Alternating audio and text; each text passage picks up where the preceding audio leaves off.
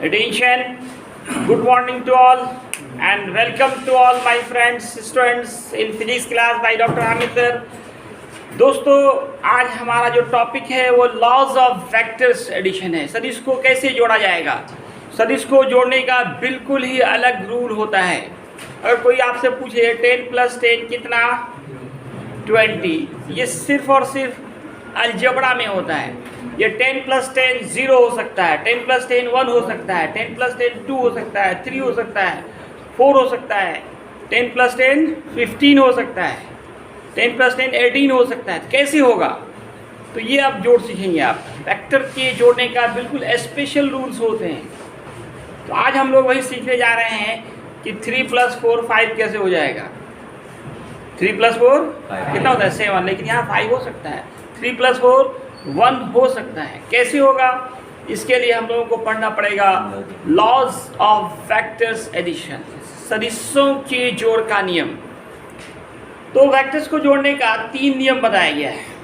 एक तो triangle law कहलाता है, दूसरा पैरेललोग्राम लॉ और तीसरा होता है दोस्तों पॉलीगॉन लॉ। ये 3 लॉज के हेल्प से वेक्टर्स को जोड़ा जाता है। दोस्तों आपको शुरू में बताया गया था कि किसी वेक्टर का फिगर कैसे बनता है। कैसे बनता है फिगर, एक स्ट्रेट लाइन सेगमेंट बताया गया था। कोई वेक्टर बनाना हो उसका फिगर क्या खींचते हैं, एक लाइन सेगमेंट खींचते हैं और एक साइड में लास्ट एंड पे एरो लगाते हैं। तो ट्रायंगल लॉ कहता है कि अगर कोई ट्रायंगल है, how many sides in A triangle, 3 sides. इसमें से अगर कोई 2 साइड्स एक ऑर्डर में किन्हीं 2 वेक्टर को दिखा रहा हो तो तीसरा जो होगा वो उन दोनों वेक्टर के सम के जोड़ के रिजल्टेंट वेक्टर को शो करेगा। ये ट्रायंगल लॉ कहलाता है।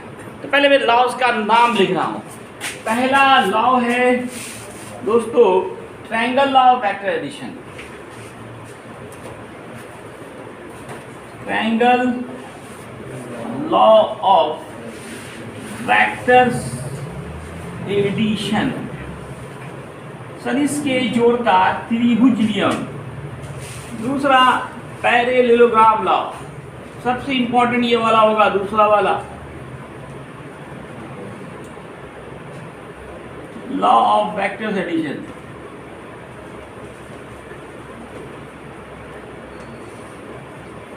और दोस्तों तीसरा होता है पॉलीगॉन लॉ। पॉलीगॉन बहुभुज, polygon law of vectors addition.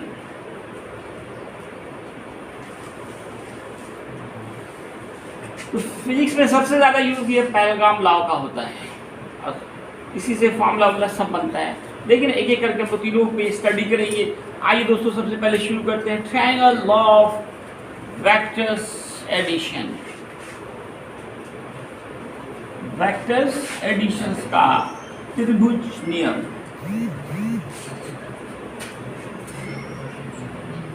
सदिशों के जोड़ का त्रिभुज नियम।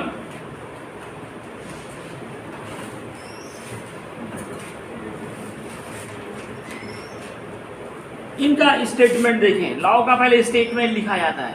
ये कहता क्या है, स्टेटमेंट कथन। इसका कहना है कि जैसे ट्रायंगल की बात होती है, त्रिभुज उसमें 3 साइड होते हैं। लॉ का कहना है कि इन 3 में से अगर कोई 2 साइड्स एक क्रम में, एक ऑर्डर में किन्हीं 2 वेक्टर को दिखा रहा हो तब जाकर तीसरा साइड वह इस दोनों वेक्टर्स के सम के जोड़ के रिजल्टेंट वेक्टर को दिखाएगा। मैंने आपको पिछले लेक्चर में रिजल्टेंट वेक्टर पढ़ाया था कि किसी 2 3 4 जितने भी वेक्टर्स उनको जोड़े घटाएं, उनसे जो नया वेक्टर बनता है वो रिजल्टेंट वेक्टर नाम उसको दिया जाता है। परिणामी सदिश जिसको R से डिनोट किया जाता है। तो इस लॉ का स्टेटमेंट है,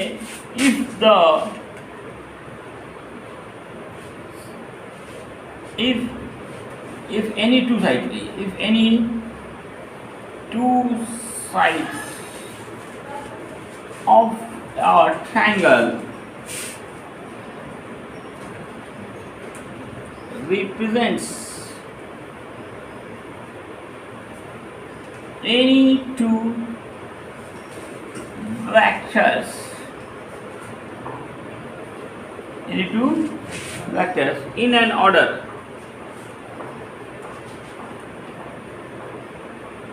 मीन्स होता है क्रम, तब then third side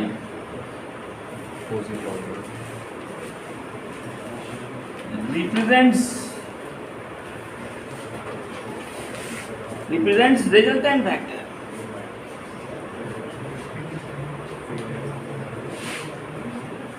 of addition of these two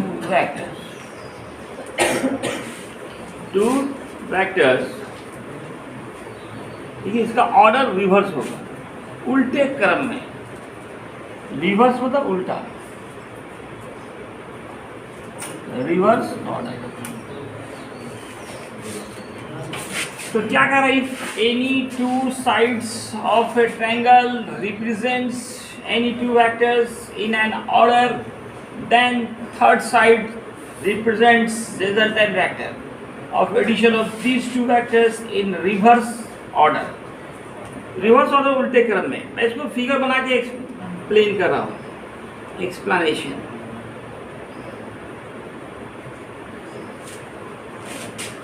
आइए हम लोग एक ट्रायंगल बनाते हैं, किसी तरह का भी ट्रायंगल बनाएंगे, कोई भी ट्रायंगल बनना चाहिए। इसका मान लेते हैं ये साइड हमारा वेक्टर ए है और ये वाला हमारा वेक्टर बी है। ये third side will be resultant vector, ये आर वेक्टर है और इसका वैल्यू होगा vector A plus vector B. Naming कुछ दे दें ए बी सी। इसका ऑर्डर उल्टा होगा, इस तरह रिवर्स।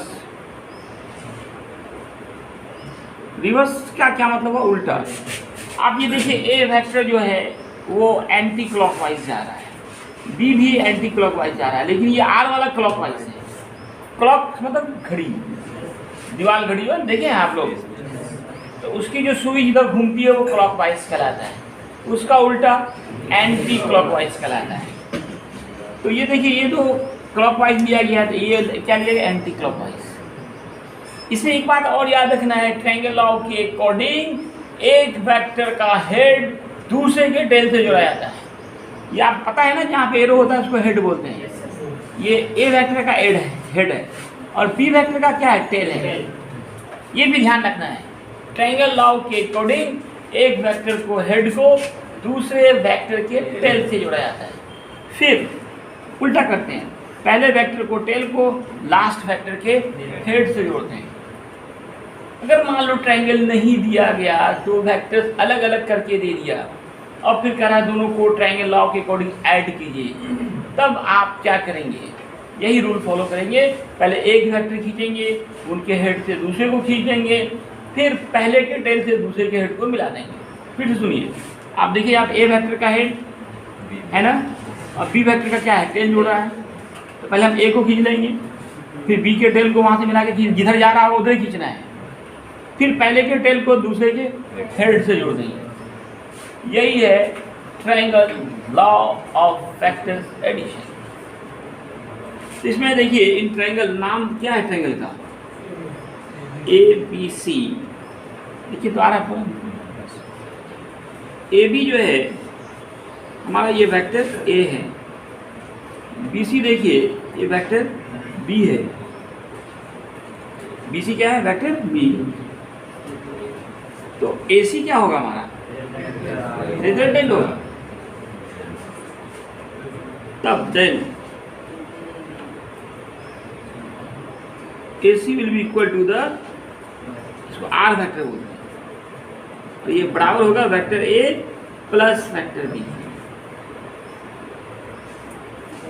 ये तीसरा साइड रिजल्टेंट होगा of addition of two vectors.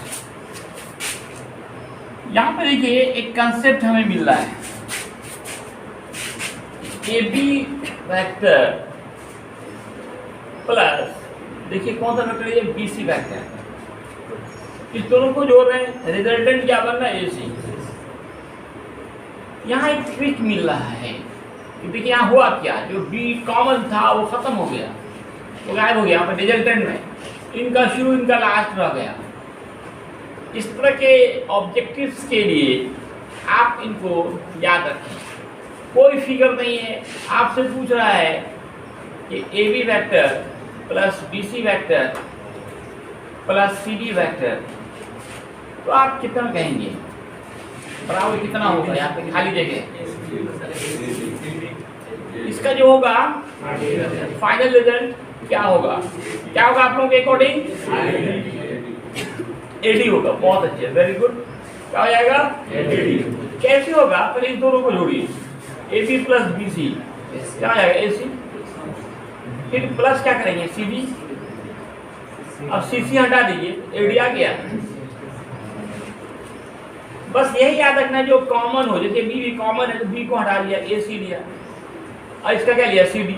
C C common है, सी को हटा दिया, क्या हो गया, एडी हो गया। समझ रहे हैं, जो कॉमन है उसको हटा दीजिए। मान लो एक और मैं पूछ रहा हूं, M N vector plus N P vector क्या हो, एन हटा देंगे,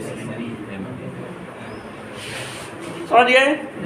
जो कॉमन उसको हटा देना है, इसका शुरू दूसरे का लास्ट लेना है। इसके कितना बड़ा ही क्यों ना रहा है, A B plus B C plus C D plus D plus E F, कितना हो जाएगा, बस इसका शुरू इसका लास्ट। ये ध्यान देना है, जैसे बी पे खत्म बी पे शुरू होना चाहिए, सी पे खत्म सी से शुरू होना चाहिए, डी पे खत्म तो फिर डी से शुरू होना चाहिए, तभी ऐसा कर सकते हैं। अब इसको मैं ट्रायंगल लॉ के लिए दूसरा एग्जांपल लेना चाह रहा हूँ। क्या मान लो ये वेक्टर ए दे दिया, फिगर दे दिया वेक्टर ए, और ये मान लिया है कि वेक्टर बी है,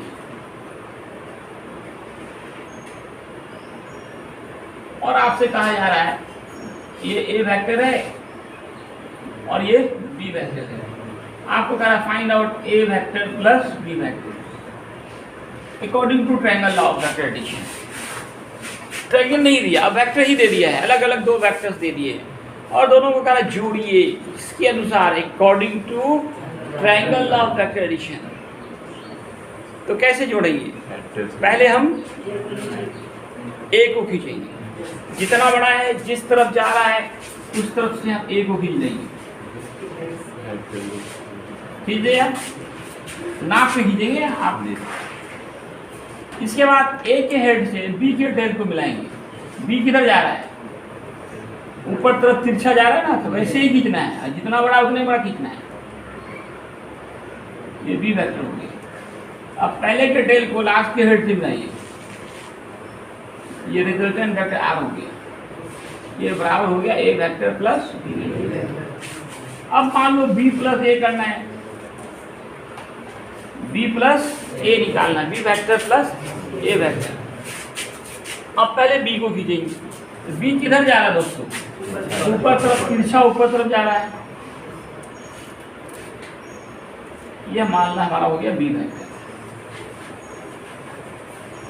अब इसके हेड से किसको खींचेंगे, ए किधर जा रहा है, आगे तरफ, हेड को मिलाएंगे टेल को मिलाएंगे, किसको मिलाएंगे, ए के हेड, ए बी के हेड से ए के टेल को मिलाते हैं, हेड को टेल से मिलाते हैं। क्या, चलिए खींचिए इसको। अब पहले के टेल को लास्ट के हेड से मिला दीजिए, पहले के टेल को दूसरे के हेड से मिलाइए, यहाँ एरो डालिए, यही रिजल्टेंट होगा और this will be equal to the vector B plus vector A. इसी का नाम है कौन सा लॉ, triangle law of vectors addition. त्रिभुज बनता है, हर कंडीशन में क्या बने, ट्रायंगल बनना है, इसलिए नाम ट्रायंगल लॉ। इनका यूज़ तो कम है, लेकिन मेन है हमारा कौन सा law?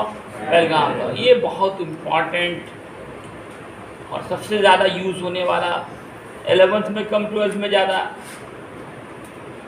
Parallelogram law of vectors addition.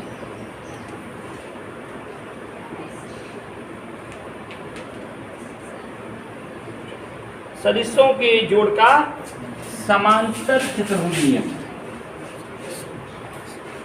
Pahalgam का मतलब क्या होता है जी? सदिशों के जोड़ का कौन लॉ? समानांतर चतुर्भुज नियम।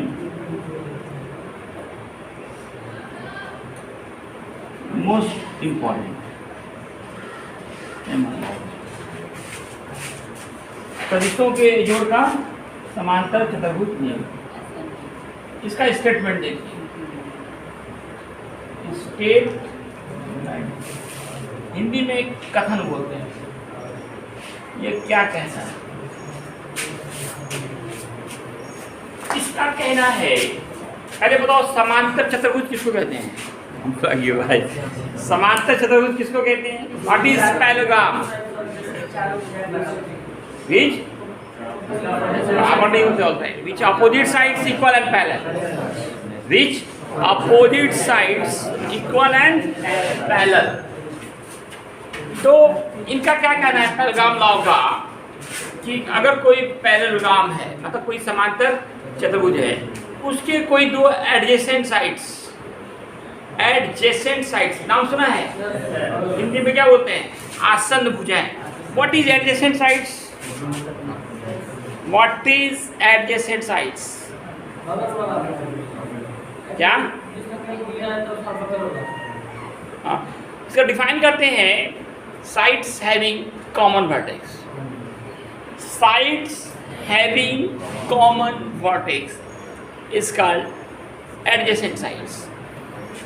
तो इसका स्टेटमेंट यही है कि अगर कोई पैरेललोग्राम है और इसके कोई दो एडजेसेंट साइड्स किन्हीं दो वेक्टर्स को दिखा रहे हैं, तब diagonal passing through the common point, diagonal का हिंदी होता है विकर्ण, diagonal passing through the common point of these two vectors will be resultant vector, R vector. यहाँ जो विकर्ण होगा समांतर चतुर्भुज का, वह विकर्ण जो दोनों वेक्टर्स के मिलान बिंदु से जाता है, कॉमन बिंदु से जाता है, वही रिजल्टेंट वेक्टर होगा उन दोनों वेक्टर के एडिशन का, जोड़ का। मैं स्टेटमेंट लिखा और फिगर से समझाऊंगा। इसका क्या कहना है? If the any two adjacent sides of a parallelogram represents any two vectors, then the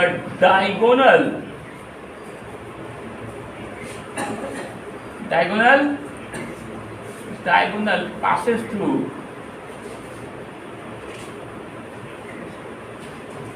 common point.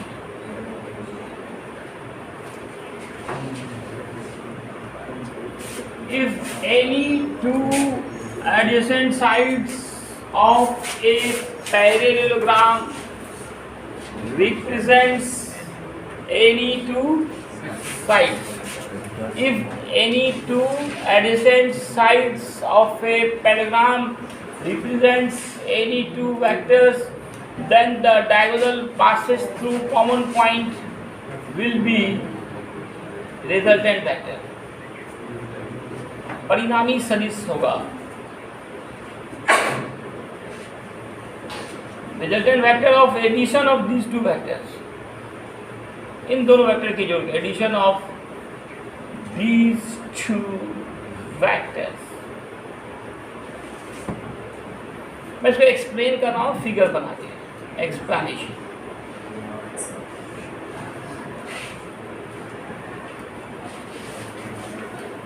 तो क्या खींचेंगे हम लोग, क्या खींचेंगे, ट्रायंगल या पैरेललोग्राम? क्या खींचेंगे, पैरेललोग्राम। मान लो ये पैरेललोग्राम खींचा, बन गया। ये एक साइड है, एक साइड ये मान लेते हैं। इस दोनों का वन वर्टेक्स कॉमन है, ये वर्टेक्स कहलाता है।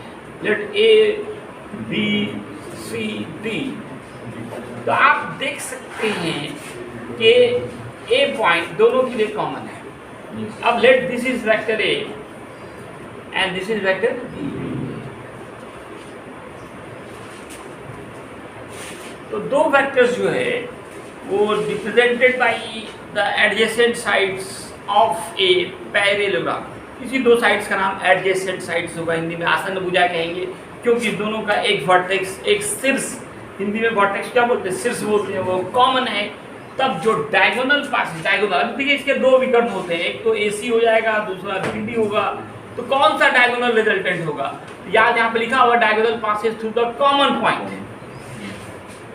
कॉमन है ना, passes through common point. Common दोनों वेक्टर का मिलान बिंदु, कॉमन पॉइंट पे हिंदी में बोलते हैं मिलान बिंदु, से जाने वाला डायगोनल, ये डायगोनल, ये जो diagonal passes through the common point, यही हमारा क्या होगा, रिजल्टेंट होगा। This is the R vector, arrow बनाएंगे, this will be R vector. इसका वैल्यू इक्वल होगा vector A plus vector B. ये पूरा एंगल हम लोग थीटा मानते हैं, ये वाला एंगल को आर जो बना रहा है उसको फाई मानते हैं। इन पैरेललोग्राम को शॉर्टकट में लिखना है, पैरेललोग्राम लिखने में थोड़ा लंबा लाइन है तो पैरेलल लाइन लिख दिए और GM लिख दीजिए, हो गया पैरेललोग्राम। शॉर्टकट मेथड पैरेललोग्राम लिखने का। इन पैरेललोग्राम नाम क्या दिया, ABCD, ABCD। इफ अगर AB इक्वल है A वेक्टर के, AD इक्वल है B वेक्टर के, देन तब जो AC वेक्टर होगा ये बराबर होगा AB प्लस AD के। इसको R वेक्टर बोलेंगे, इसको A वेक्टर बोलेंगे, इसको B वेक्टर बोलेंगे। तो डायगोनल ही क्या होगा, रिजल्टेंट होगा। यही लॉ का कहना है कि डायगोनल जो होगा वो क्या होगा, रिजल्टेंट होगा। आप लोगों ने इसका एक डेली लाइफ में बहुत सारे एग्जाम्पल्स हैं पैरेललोग्राम लॉ का। जैसे आप लोगों ने कभी गुलेता देखा, गुलेता, गुलेल, तो देखिए तो ये फिगर जो है उधर हटा दीजिए, सिर्फ इतना पे ध्यान दीजिए, BAD पे। ये जस्ट लाइक गुलेता है, गुलेल है कि नहीं है, गुलेता जो चलाते हैं, खींचते हैं, तो आप बीच में यहाँ पे कुछ रखते हैं, पत्थर वत्थर रखते हैं, गोली रखते हैं यहाँ पे और खींचते हैं, तो पत्थर कहाँ जाता है, बीच से जाता है। वो एक्चुअल में अगर आप इस दोनों से एक पैरेललोग्राम बनाइए तो उसके डायगोनल की तरफ जाता है। तो गुलेता का जो चलाना है, तीर धनुष है, पंखियों का, पक्षियों का, बर्ड्स का उड़ना है, ये सब के सब बेस्ड हैं parallelogram law of vectors addition. तो कल इसमें हम लोग फिर चर्चा करेंगे। इस पर फॉर्मूला टाइप करना है, रिजल्टेंट वेक्टर का मान का क्या फॉर्मूला होगा, उसका डायरेक्शन का क्या फॉर्मूला होगा, मेन काम जो होगा वो कल होगा। ठीक है, आज तक ये, धन्यवाद।